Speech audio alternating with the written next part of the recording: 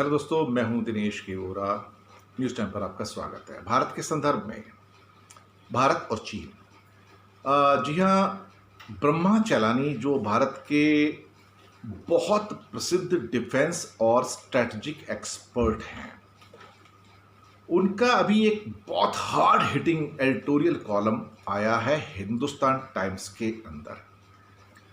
मैंने बहुत कम कॉलम्स देखे हैं जो इतने ज़्यादा हार्ड हिटिंग हो सकते हैं, जिसमें पूरी की पूरी असलियत बयान कर दी गई है। ये हिंदुस्तान टाइम्स के अंदर ये आप देख सकते हैं, ये पूरा का पूरा आया हुआ है और इसके जो हेडलाइंस हैं बहुत सिंपल हैं कि चाइना में विन विदाउट फाइटिंग। शायद ये बहुत सारे लोगों को ये हेडलाइन बहुत चुभ जाए, बहुत परेशान करे, लेकिन चीन का डिसेप्शन शायद भारत समझ नहीं पाया उनके अनुसार। ब्रह्मा चलानी का कहना है, मैं इनकी मुख्य मुख्य पॉइंट्स आपको बताता हूं कि ब्रह्मा चलानी ने इसमें कहा क्या, कि चाइना ने जो अपनी आर्ट ऑफ डिसेप्शन डिस्प्ले की है और डिसएंगेजमेंट जो किया है, उसका कोई मुकाबला नहीं। उन्होंने कहा कि जून 6 को जब डिसएंगेजमेंट की टॉक्स हुई थी तो वो पीएलए के साथ, पीपल्स लिबरेशन आर्मी चाइना की, तो वो फ्लॉप हो गई थी, कोलैप्स हो गई थी। पीएलए ने भारतीय जगह पर स्ट्रक्चर्स खड़े किए और भारत के 20 जवानों को मार दिया। उसके बाद डिसएंगेजमेंट का एक प्रोसेस रीस्टार्ट हुआ और जिसमें 19 जून की बात है ये, जहां उन्होंने कहा ऑल पार्टी मीटिंग थी और वहां पे जो डिसएंगेजमेंट का जो प्रोसेस था उसमें नरेंद्र मोदी ने चाइना को लेट ऑफ कर दिया, लेट ऑफ द हुक कर दिया, यानी कि छोड़ दिया। ये इस आर्टिकल में कहा जा रहा है। उन्होंने कहा कि जो चाइना का प्रोसेस था वो छल बल, जाल, धोखा, इस सब से भरा था और उन्होंने दो इंडिया के नई जो जगह थी, डेप्सांग और वाई जंक्शन और गलवान वैली, जहां पे उन्होंने ये कब्जे कर लिए थे।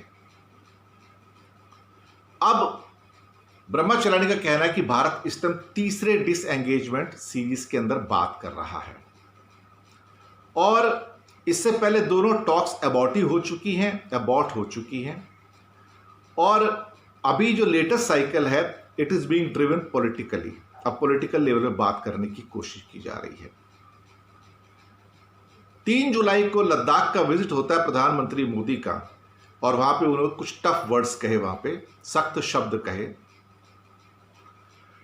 उनका मकसद क्या था कि जो डोमेस्टिक पॉलिटिकल स्पेस है उसको एड्रेस करना। ये शब्द लिखे हैं ब्रह्मा चलानी ने कि उसका मकसद क्या था, ताकि हमारी जो इंडिया की जनता है उसको संबोधित किया जा सके कि मैं क्या कर रहा हूं। और इसके 48 घंटे के बाद भारत और चाइना ने फिर एक छोटा सा फिर डिसएंगेजमेंट का डील किया। ये लेटेस्ट डील क्या थी? हमारे की एरियाज पे उन्होंने कब्जा किया और इस बात की पुष्टि बहुत सारे आर्मी एक्सपर्ट्स ने की, अजय शुक्ला ने भी की और कुछ और लोगों ने भी की। ये मैं कह सकता हूं जो लेख मैंने पढ़े हैं। तो ब्रह्मचर्य का कहना है कि पीएलए सिटिंग वेरी प्रेटी, हमारी लैंड में बैठा हुआ है। तो पूरा का पूरा जो रिटर्न है उनका, जिसको आप स्टेटस को कह रहे हैं, as sought by India, it seems very remote, क्योंकि भारत बहुत मिक्स्ड सिग्नल दे रहा है, कभी हां कभी ना। ये भारत की पॉलिसी सिस्टम बन गई है। और एडिशनल एरियाज जो चाइना ने एनक्रोच किए वहां पे, इसको कई बार कुछ और आर्टिकल्स में कहा जा रहा है कि चाइना 8 किलोमीटर अंदर जाता है, फिर 2 किलोमीटर पीछे जाता है, फिर कहता है देखो मैं पीछे चला गया, 6 किलोमीटर उस प्रोसेस के अंदर वो कब्जा कर लेता है आपके ऊपर। ये उनका कहना था। फिर आगे एक जगह लिखते हैं कि removing the threat of an Indian counter offensive और Indian tit for tat land grab will help China win without fighting. उनका कहना है कि इंडिया अगर काउंटर ऑफेंसिव के ऊपर आता है और टिट फॉर टैट करता है तो चाइना बिना वॉर लड़े ही उसको जीत जाता है। This explains why China has accepted disengagement. दरअसल कहीं ना कहीं चाइना ने भारत के ऊपर एक बहुत बड़ी कॉस्ट इन्फ्लिक्ट कर दी है। एक कॉस्ट लगा दी है। जिस हिसाब से पैसा खर्च हो रहा है भारत सरकार का सीमा पर सर, उसका कोई मुकाबला नहीं है। जबकि उसके मुकाबले चाइना की तो ये चीज़ें बॉर्डर के ऊपर 24 घंटे 365 दिन चलती हैं। भारत के बॉर्डर पे नहीं, भूटान के और बाकी जितने भी उसके बॉर्डर हैं 14-15 देशों में, सब जगह उनकी चलती रहती हैं। उनकी हमेशा जो आर्मी इसी ढंग से काम करती है। चाइना ने डिसएंगेजमेंट इस बार एक्सेप्ट किया, लेकिन अपनी टर्म्स पर। This is illustrated in the Galwan valley where India has pulled back from its own territory and created a buffer zone. Bharat अपनी ही सीमा से पीछे आके अपने लिए एक बफर जोन बना रहा है। वाह क्या बात है, अपनी साइड में एक लाइन ऑफ एक्चुअल कंट्रोल का बफर जोन बना रहा है। कमाल की बात है साहब, ये ब्रह्मा चलानी का कहना है। आगे उन्होंने लिखा है कि ये स्टेप्स टेम्पररी हैं, लेकिन चाइना फिर भी एडवांटेज की कंडीशन में है और गलवान वैली जो है फिर से भारी भारी चर्चा में है। द रिस्क क्या है यहां पर, उनका कहना है कि जैसे डोकलाम में हुआ था कि यहां पर जो डिसएंगेजमेंट है डोकलाम की तरह भारत के लिए फायदे का सौदा नहीं होगा, यहां पर नुकसान का सौदा होगा। आगे इनका कहना है कि स्ट्रेंथ और रिजॉल्व, यानी कि अपनी शक्ति का प्रदर्शन करने की बजाय India has shown a zeal to end it. Bharat इसको खत्म करने के पक्ष में इस टाइम, भारत इसको आगे नहीं बढ़ाना चाहता है। हालांकि वहां पे आर्म फोर्सेस तैयार हैं पॉसिबल वॉर के लिए, लेकिन भारत का वॉर में कोई इंटरेस्ट नहीं है, सिर्फ दबाव बनाने में इंटरेस्ट है। अभी जबकि इंटरनेशनल एनवायरनमेंट चाइना के खिलाफ जा रहा है और India could have prolong the stand of until winter to compel restoration of status quo, वो भारत नहीं कर रहा है। लेकिन ये क्या है कि ये अभी एक तरह से बातचीत करके मसले को सुलझा लेना चाहता है, जो पॉसिबल नजर नहीं आता है।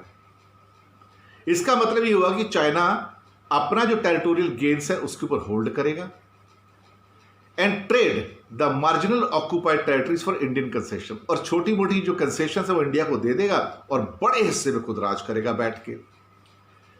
तो ये इसकी जो स्ट्रेटजी उन्होंने उदाहरण आगे दिया, advance 10 miles and retreat 6 miles, 10 मील आगे बढ़ो 6 मील पीछे हट जाओ। इसका मतलब कि 4 मील तो ऑलरेडी हमारे पास आ गया।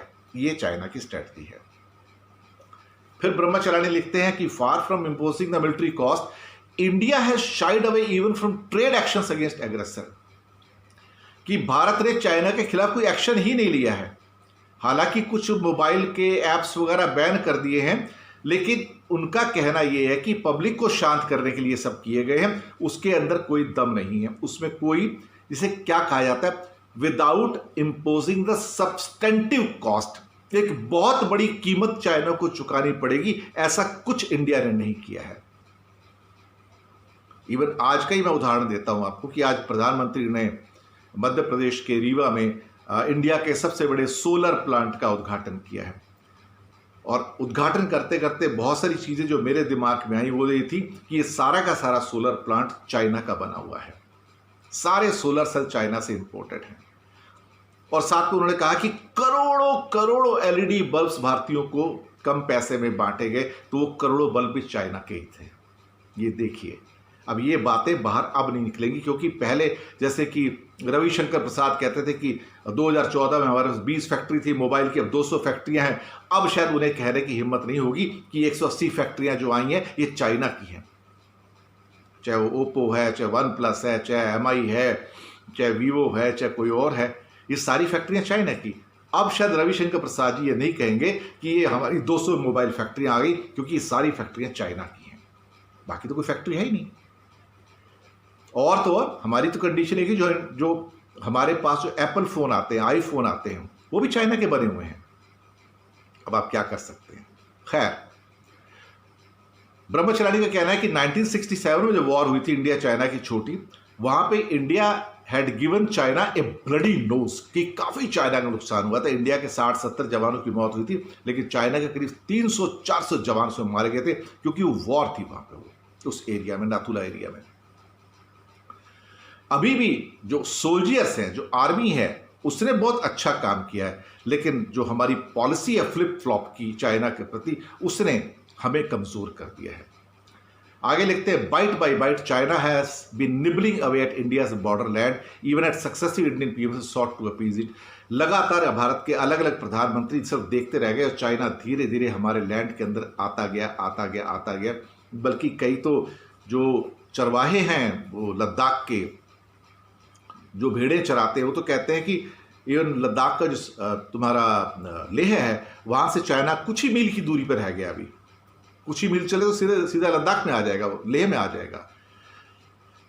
तो ये उनका आगे कहना है कि when political calculation trump military factors and nation lives by empty rhetoric it can win neither war nor peace. जब कोई देश सिर्फ खाली बड़ी बड़ी बातें करेगा और मिलिट्री एक्शन नहीं लेगा तो फिर ना तो वो वॉर में जीत सकता है ना वो शांति में जीत सकता है। ये शायद ये सीधा तंज उनका भारत के ऊपर था। The present path risk locking India in a no war no peace situation. क्या अभी इस टाइम जो भारत जो है फंसा हुआ है no war and no peace situation में है, ना भारत इधर का है ना उधर का है। ये जो पाथ है ये चाइना को सूट करता है कि जहां पे ना शांति हो ना युद्ध हो। चाइना को ये सूट करता है क्योंकि इसके द्वारा वो आपके ऊपर एक कॉस्ट इंपोज करता है। ये चाइना की टाइम टेस्टेड स्ट्रेटजी है एट्रिशन की, फ्रिक्शन की और कंटेनमेंट की। यानी कि इतना दुखी कर दो कि अगला बंदा झक मार के वहां से हट जाए। वो हरास करता है ढंग से, एनसर्कल करता है, डिसीव करता है। भारत के साथ हमेशा चाइना यही करता आया। अगर इंडिया को हिमालयन पीस चाहिए, शांति चाहिए, ब्रह्मा चलानी लिखते हैं इट मस्ट मेक चाइना पे फॉर इट्स एग्रेशन। यानी कि मिलिटरली आपको हराना ही पड़ेगा उसको, अदरवाइज वो अपनी चालों से आपको सताता रहेगा। उन्होंने कहा कि ये एग्रेशन 1960-62 के बाद सबसे सीरियस एग्रेशन है और अगर इंडिया ने यहाँ चाइना को छोड़ दिया जैसे ही 2017 में पीछे छोड़ दिया था डोकलाम की तरह, तो ये समझ लीजिए चाइना यहाँ से विनर के तौर पे निकलेगा और करंट क्राइसिस के अंदर ना वॉर होगी ना पीस होगी और यहाँ पे हार होगी सिर्फ इंडिया की, जिसके लिए उन्होंने अपना हेडिंग दिया कि चाइना में win war without fighting it. बहुत बड़ा आर्टिकल है, बहुत एक विश्वसनीय आदमी के द्वारा है। ब्रह्मा चलानी बहुत बड़ा नाम है स्ट्रेटजी और डिफेंस के अंदर। और बल्कि जब ये टीवी पे आते तो उनके दावों को, उनके बातों को काटना बड़े बड़े आर्मी जनरल्स के द्वारा भी पॉसिबल नहीं होता है, क्योंकि इनकी रिसर्च, इनकी स्टडी इतनी ज़्यादा है, उनकी नॉलेज इतनी ज़्यादा है कि इनको कोई काउंटर नहीं कर पाता है। तो ये ब्रह्मा चलानी का एक बहुत बोल्ड और बहुत सीधा तंज मारता हुआ सरकार के ऊपर एक आर्टिकल जो हिंदुस्तान टाइम्स में एडिटोरियल पेज पर। शुक्रिया आपका हमारे साथ बने रहने के लिए और सब्सक्राइब करना मत भूलिएगा हमारे चैनल को।